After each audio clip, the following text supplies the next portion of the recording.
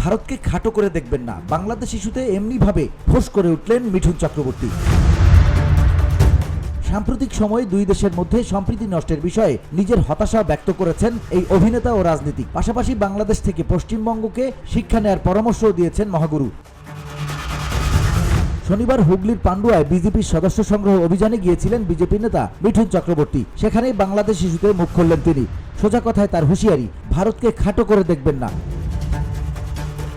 দুই দেশের সম্পর্ক প্রসঙ্গে মিঠুন চক্রবর্তী বললেন, বাংলাদেশ নিয়ে আমাদের একটা আবেগ অনুভূতি রয়েছে। পশ্চিমবঙ্গের অনেকেরই মনে হয় এই মনোভাবগুলো আছে, কিন্তু বাংলাদেশ এরকম হয়ে যাবে সেটা হয়তো আমরা কোনোদিন ভাবিনি। আবেগের জায়গা নষ্ট হয়ে যাওয়ায় তাই স্বভাবতই খুব কষ্ট পেয়েছি। বাংলাদেশের বর্তমান পরিস্থিতি, হিন্দুদের উপর কথিত অত্যাচার এবং ভারত বিদ্বেষ ইস্যু নিয়ে মিঠুন বলেন, বাংলাদেশ নিয়ে যেসব কথাবার্তা শুনছি, টিভিতে দেখছি, ওদের নেতারা যা পারছে বলে যাচ্ছেন। আমি একটা কথাই বলবো, ভারতকে খাটো করে দেখবেন না।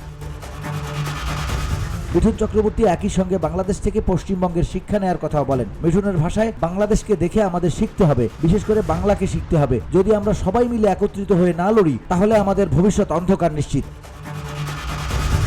এরপরে তিনি পশ্চিমবঙ্গের মাটিতে সন্ত্রাসবাদী কার্যকলাপ বৃদ্ধির জন্য স্থানীয় প্রশাসনকেই দায়ী করলেন। সরাসরি মমতা বন্দ্যোপাধ্যায়ের নাম না নিয়ে মিঠুন চক্রবর্তী বলেন, সন্ত্রাসবাদী কার্যকলাপ এখানে অনেক আগে থেকেই শুরু হয়েছে। শুধু আমাদের খারাপ লাগে, আমাদের পশ্চিমবঙ্গ ইতিমধ্যেই নিচের দিকে নামছে। এগুলোর জন্য প্রশাসন দায়ী। তবে ভালো খবর এটাই যে জঙ্গিরা ধরা পড়েছে, এমন খবর প্রকাশ করেছে Hindustan Times. VOD Bangla news desk.